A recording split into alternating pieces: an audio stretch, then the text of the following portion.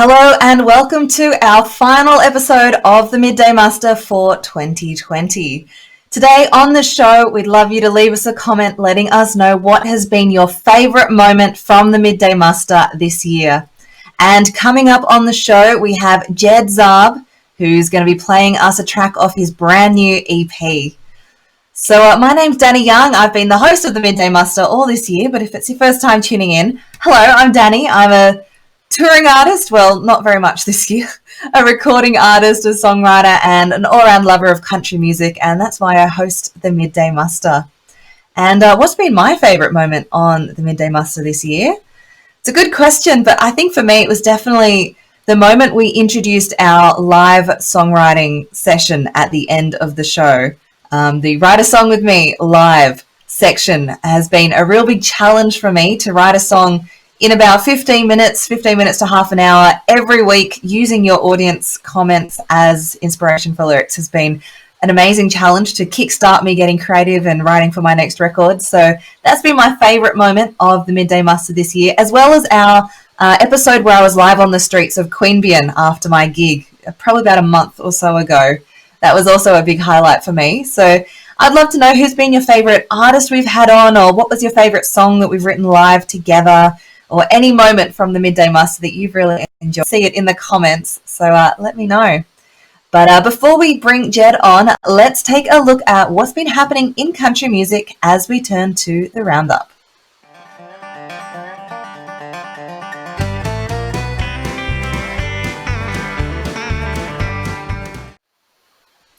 Fanny Lumsden has won Best Country Album at the ARIA Awards on Wednesday night. It was her third album nominated and her first time winning. Fanny accepted her award virtually from a small garden party at home in Toowoomba. Finalists for the 2021 Golden Guitar Awards have been announced, with Fanny Lumsden leading the pack with 7 nominations, followed closely by the McClymonts and Travis Collins with 6 nominations each. We'll be finding out in January in a live stream event who our Golden Guitar winners are. And two Queensland country music festivals have made big announcements this week. CMC Rocks announced it will be postponing its next event, which was due to take place in March, back until 2022 due to its reliance on international acts and current COVID restrictions. Groundwater Country Music Festival, which usually takes place in July, announced it would be pushing its event back until November, with artist announcements due in the coming weeks. That's it for the roundup, so let's move to our next segment where we invite artists to share the stories behind their new songs and sing them live.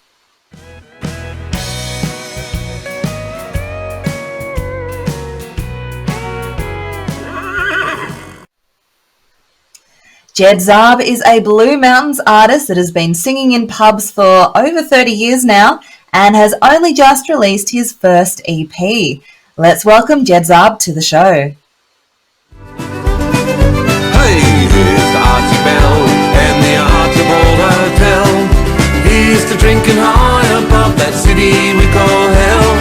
Here's to all who've gone before. Here's to what you're aiming for. Here's to living well. The Archibald Hotel. Hey, here's Archie Bell and the Archibald Hotel. Here's to drinking high above that city we call hell. Here's to the farmers and here's to the Far East. Here's to living well. The Archibald Hotel. Geez, you're looking well. Cheers! The Archibald Hotel.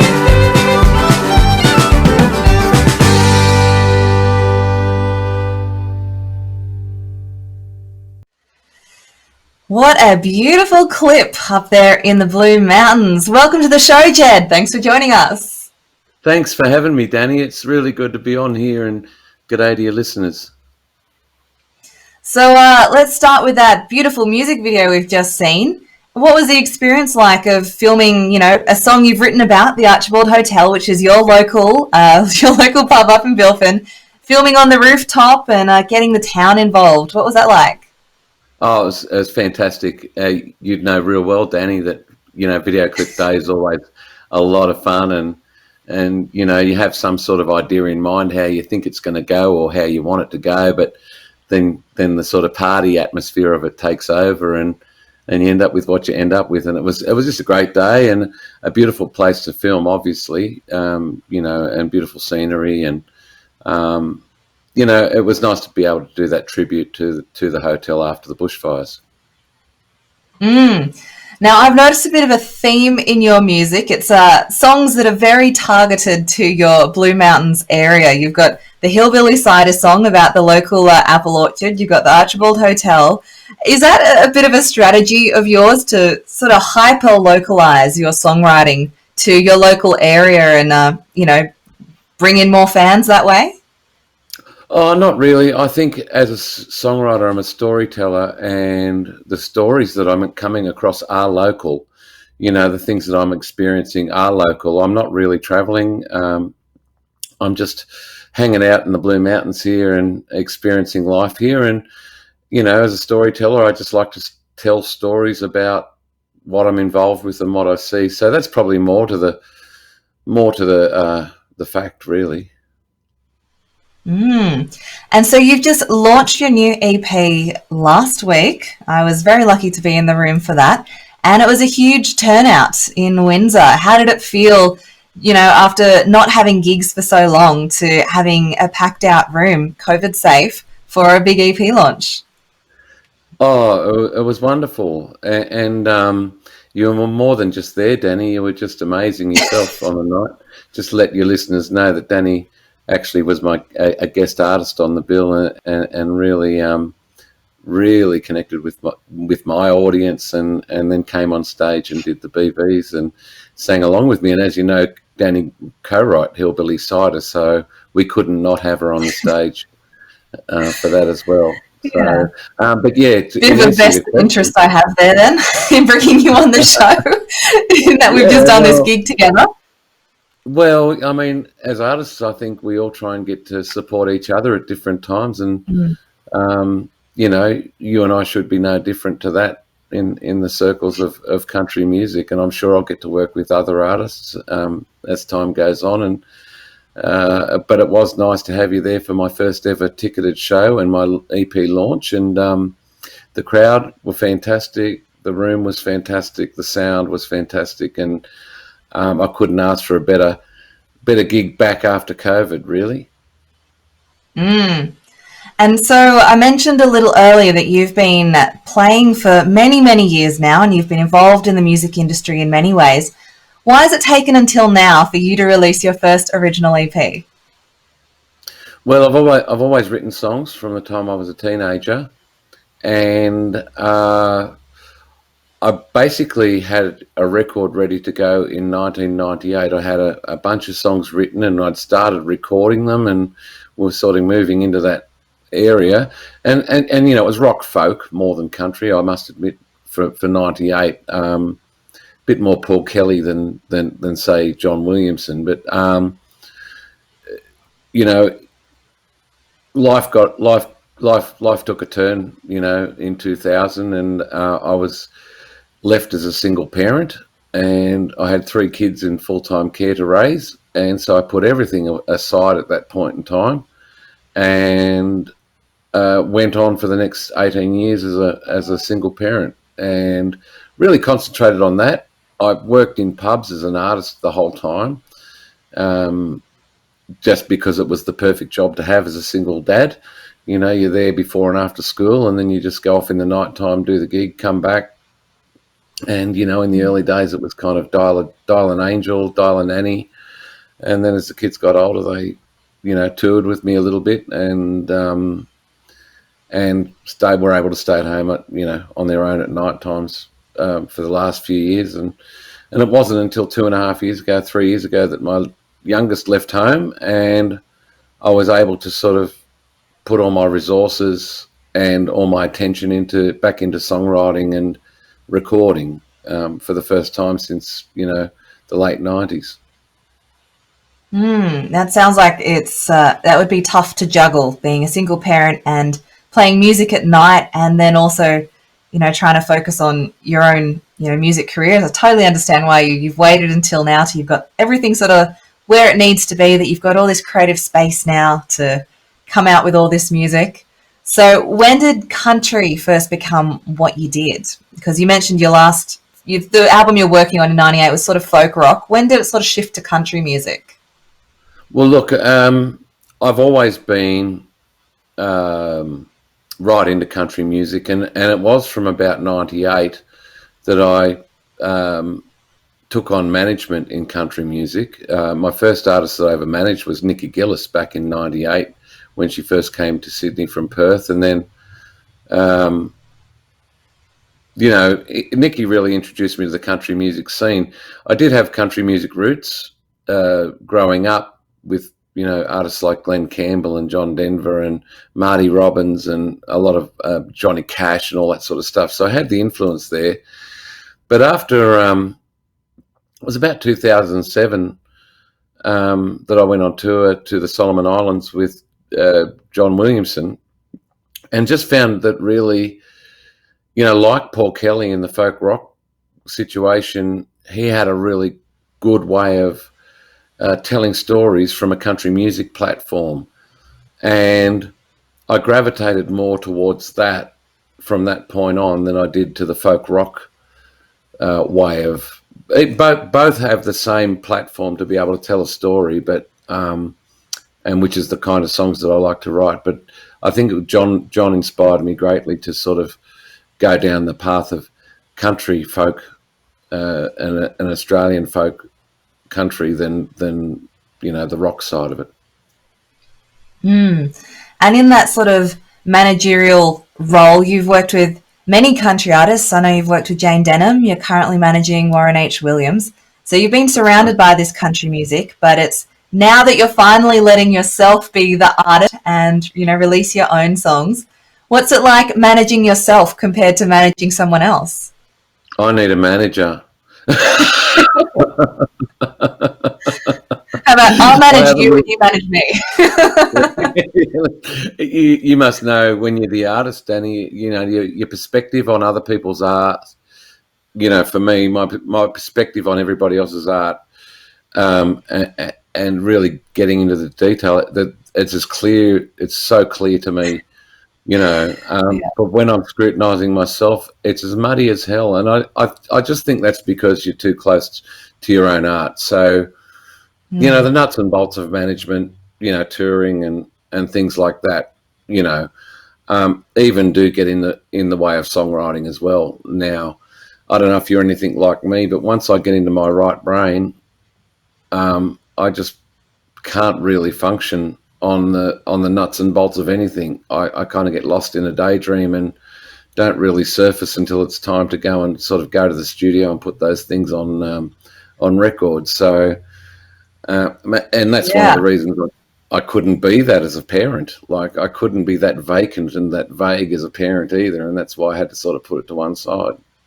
I find I'm the same, but in the opposite way, in that I get really stuck into my left brain and trying to do all the admin side of things and the marketing and the business side of things, and sort of my right brain creative side sort of just shuts down for a while I just focus on, am I live streaming? Am I booking all the right gigs? Am I releasing the singles? And it's like, hang on, I need to go and write songs, which is why I had to go away recently to a songwriter's retreat just to open up that right brain again. So it's totally right what you've said, that it's so easy to have clarity on other people's work and give them great advice, but when it comes to giving yourself advice, you second guess everything, or you have doubts and you just can't see the right way. It's just crazy.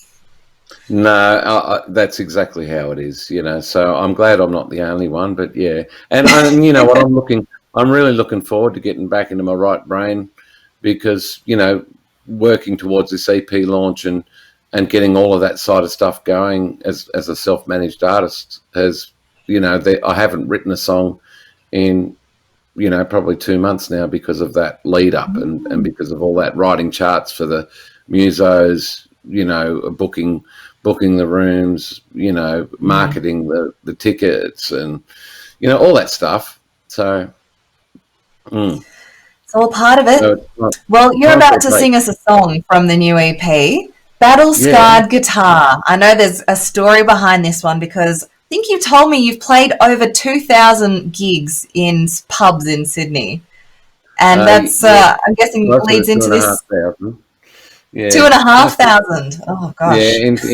In 20 years, I've done 2,500 solo gigs in pubs, and that came off the back of quite a few residencies for quite a number of years. So, I was well employed. For 15 out of those 20 years at 5 nights a week without much break. I'd take school holidays off and throw the kids in the van with the trailer and a PA, and we'd just go and book gigs out of town. So I never really stopped. So that's the guitar that's been with me for at least 1,000 of those 2,500 shows, and Definitely got some scratches on it, some wear and tear. yeah, and I think and people say, oh, get a new guitar or do this or do that, and you just think, why would I want to? It's had 3 refurbs, this one, and refrets, and the body put back together after I've the bracing inside the body falls apart after a while with all the vibration. It's got to be re-glued and all that sort of stuff, but it's still playing as beautiful as the day I owned it, and it probably sounds better, I don't know, with all the blood, sweat and tears and grit that's in the timber now, and it's got a beautiful tone. So but the story is take a look at that. It'll tell you where I've been, pretty much. It'll tell you what I've been doing for a few years.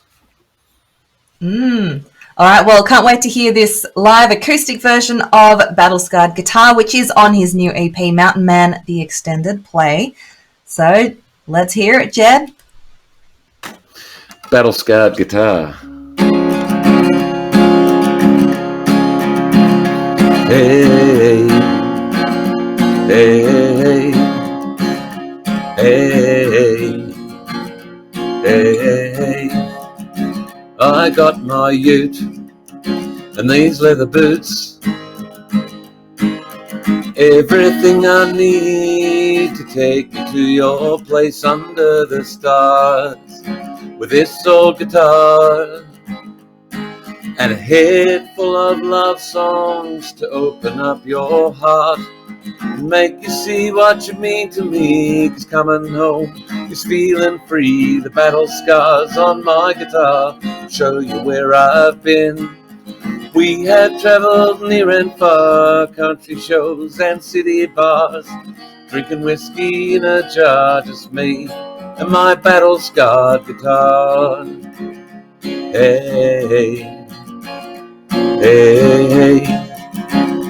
hey, hey, I had a dream, just a crazy dream, that you were on the road with me, out to take our place amongst the stars, in this old guitar, and a head full of love songs to open up your mind and make you see what you mean to me. 'Cause coming home is feeling free. The battle scars on my guitar show them where we've been. We have traveled near and far, country shows, city bars, drinking whiskey from a jar, just you and me and my battle scarred guitar. Hey, hey, hey, hey, hey, hey, me and my battle scarred guitar. We traveled near and far. We played all the country shows and all the city bars, and my battle scarred heart couldn't love you at the start, but you soon became my friend. Now you're where my journey ends. Hey, hey, hey, hey, hey.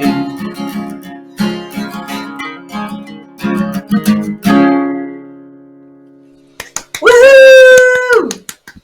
Thank you. Very nice. It captures the journey of being being an artist in a pub, traveling around, doing all those shows. It's all there in the song. Yeah, it's a pub artist, isn't it? It's a pub touring artist song. And I'm sure there's many. I've heard Absolutely. plenty of those songs from different artists over the years. I think everybody's got one. So Yeah, actually, I just wrote one the other week as a co-write with Alison Forbes about specifically being a female artist playing in a pub oh, and all the well, there'll be a interesting different people you flavour to that. encounter. And how good's Alison too? I mean, look at you working with Alison, and how many golden guitar noms did she get? She's up for 4 Golden Guitar Oh, nominations.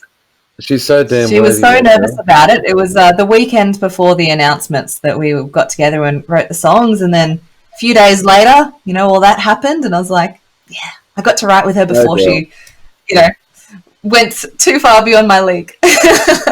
Well, I hope she wins one. And if you're listening, Alison, best of luck, Dale. You're truly amazing. She is. So, Jed, before we let you go, the new EP is Mountain Man, the extended play.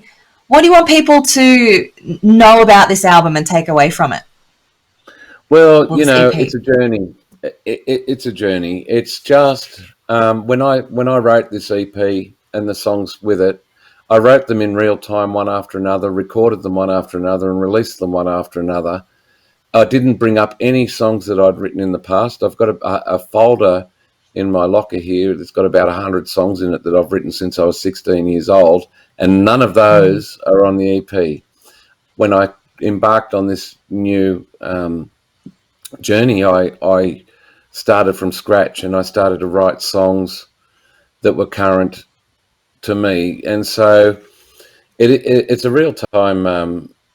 It's a real time group of songs that have followed one after another about my current journey, and it's Mountain Man, and that's where I live now, and that's the communities that I'm involved with, and we have a local pub, and we have bushfires, and we have beautiful wildlife, and it's a beautiful country area. So just hopefully my EP brings you to the mountains and gives you that sense of mountain life, and gives you a little bit of an insight into my life and my journey. And you've done CDs and vinyls for this. I actually have a vinyl on my wall. I'm just going to pull off and show you. You will remember this when we were filming the music video for Hillbilly Cider. You gave me a vinyl and I left it on my dashboard in the sun on a 40-degree day. And it's turned into this. And you can see on this side it's featuring Dani Young. And so I just... you young people don't understand vinyl. You don't leave it on the dashboard of the car on a hot day. It's the first vinyl I've ever owned, and this is how it ended up. But it's a work of art now. I love it. It's on my wall in my music room. Work of art. Never lose that. That's just the most beautiful thing I've seen. Well, that's just my advice to any of our viewers that are going to purchase a vinyl version of Jed's new EP. Don't leave it on the dashboard unless you do want a work of art. In that case, buy 2, leave 1 on the dashboard, and you can play one. So the EP is actually just a single. It's Hillbilly Cider and Mountain Man. It's only the 2 songs.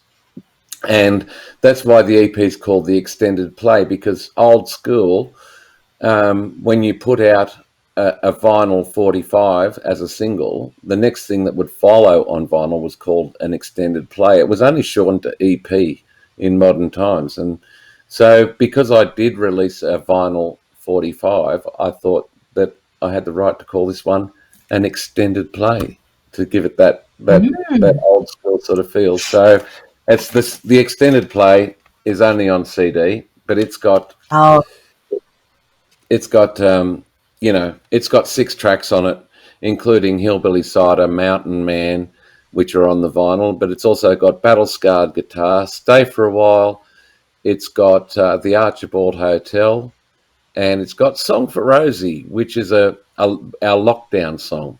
a lockdown project song, and I had it's got a choir introduction there of 40 vocal tracks sent to me from all over Australia and the world during lockdown. So it was a nice project. Oh, lovely. Oh, beautiful. Well, I've heard all the songs, of course, because I was involved in your album launch, EP launch.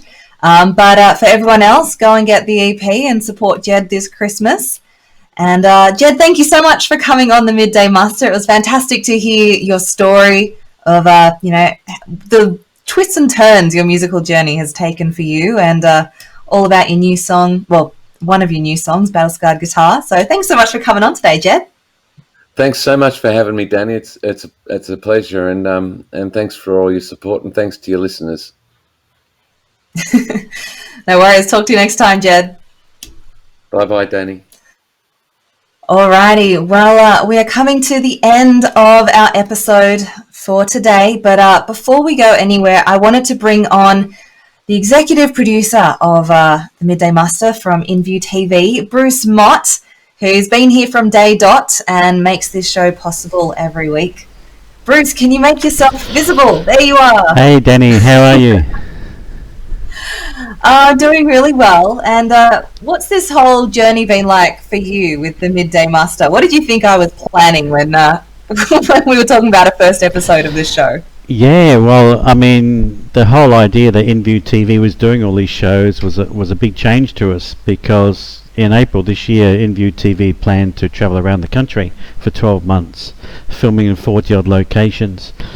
When COVID hit and we couldn't do that, so we need to get some content out there. We need to get some shows. And as you know, I reached out to you, and gee, I'm thankful I did. I must say, your work is so professional. You've obviously got a background in TV, and it really shows. The assets you gave to me, the guests you had on, I think it's just been an amazing journey. Episode 26 today, so that's quite amazing. Between, I don't know when we started, was it April, something like that? Well, and you've had a couple of weeks off and 26 episodes. I think we must have been going for 7 months now. Yeah, that sounds about right. Yeah. And can you remember who you had on in your first episode? I believe it was Michael Carpenter, and was it also Alison Forbes? It was, yes, and you mentioned Alison earlier. Yeah. So, I mean, I've got a list here of just some of the guests you've had on. Been amazing, and I can't read them all out. Luke O'Shea, Brandon Smoother, Beck Gracie, John Krusler, Michelle Gardner, Kirsty Jones, Cassidy Ray, Gail O'Neill, it goes on, Scarlett's Way, Roy Phillips, Benny Allen, Renee Jonas, but not as Renee Jonas. Can you remember that episode? No, as Janae Ronas. Yes, her comedy alter ego, who I think has a song out this week as well. If anyone's looking for a naughty Christmas song, Renee's got Janae. I saw that, got another one. Andrew Swift, Matt Ward, Michelle Cashman, Will Day, Nearly Rich, goes on. Aaron Darcy, Tom Curtin, DJ Dax last week, and more. So you've had some amazing guests, and I guess that's owing to you. I mean, you obviously have a lot of credibility in the industry. You're reaching out to people saying, do you want to come on the show? And they seem to be happy to do that. I know you've even got agents now approaching you saying, can they come on your show? Which is brilliant. So the journey has got better and better for me, to answer your question. To be honest, we didn't really know one another too well or too closely before we started this journey. I think we met for the first time at the Tamworth Country Music Festival in February. But yeah, you've just taken the show from strength to strength, and I understand now it's time to have a bit of a break, wind down, enjoy Christmas, and recharge for 2021. Yes, it's been a very big year. It's felt like when the world slowed down, I sped up and started doing 2 different weekly shows, one of them being the Midday Muster, which I think started on a Monday at midday, and then it moved to Sundays as people started heading back to work. We started off having 2 guests every episode, an industry member and an artist, and now it's just switched to 1 guest plus a live songwriting component. So the show's been evolving over these 26 episodes, and hopefully getting better and better. I know we've got lots of loyal viewers that have been watching every week. And we've been able to give away prizes as well throughout this season. So it's time for me to take a little break now and, get some rest and, let the creative juices flow again so we can come back in 2021 bigger and better than ever. But absolutely, all of this wouldn't have been possible without you, Bruce, because I knew I wanted to do a bit of a live stream when COVID hit, but I wasn't really sure what it was going to be. And it was when you reached out to me from InView TV and said, we're looking for a country music show, that I went, I work in TV. I know how to make a show. Country music show is exactly what people need. So you were a big inspiration behind this whole show happening. And of course, we wouldn't go to air every week without your technical prowess. So big thank you to you for making the Midday Muster as strong as it's been this year as well. Thank you. Obviously being a team effort, and I've had fun. I said to you at the very start, and I've said that to our other shows and other hosts, if it's not fun, we stop doing it. If it becomes a chore where it's just, oh, bloody hell, I've got to do that show again this week, we stop it. It's got to be fun, and it's got to be fun for our viewers, and it's certainly been that. You mentioned your highlight being the songwriting. I still think that's a world first, and I'm not too sure if anyone else is still doing it. And I think that's just been a brilliant concept. And I talk to other artists, whether it's music artists or whatever, and I tell them what you're doing with that songwriting, and they're just blown away by it. It's an amazing feat. It really is. And yeah, I'd like to see us build on that next year. Definitely. I think that's got to be a key thing we take forward into 2021. And to all our viewers, if you let us know what your favourite moments of the Midday Muster this year have been, we can take that all on board to what you'd like to see for next year and give you more of the bits that you loved the most. So I think definitely the songwriting has been a highlight. It was a real challenge for me, and I've heard of this idea being floated to other artists before, but everyone's been a bit scared about taking it up because it is such a challenge to write live on the spot based on what the audience tells you to write. But I loved the challenge. It's got me writing again, because I wasn't really writing during COVID. It was just a strange time. And having this challenge every week got me writing a song every week, which has now led to me writing other songs for fun and for, future records. So it's been a great challenge for me as well. And just, doing the Midday Muster every week kept me accountable, kept me going throughout this year. And, haven't been able to just do nothing and let the music go. I've been on the ball all this year. It's kept me motivated. And I must admit, I've really enjoyed adding the odd word here or two to the lyrics that you're putting together in the songwriting. I've enjoyed that as well. Yes, there are definitely times where you've added some very critical suggestions that have helped us get through some roadblocks in that songwriting. So that's definitely something we'll bring back next year as well.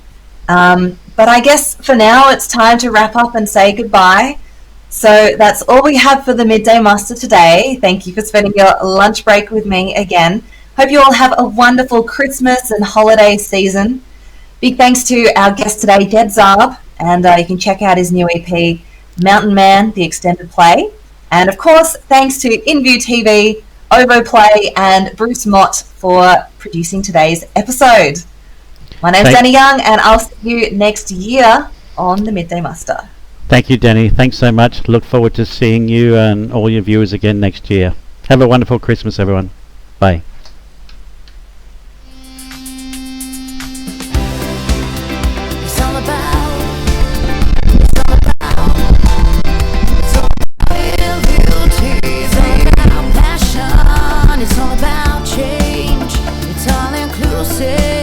Every day of the week, when the world comes together, united as one, sharing stories through the eyes of InView TV, through the eyes of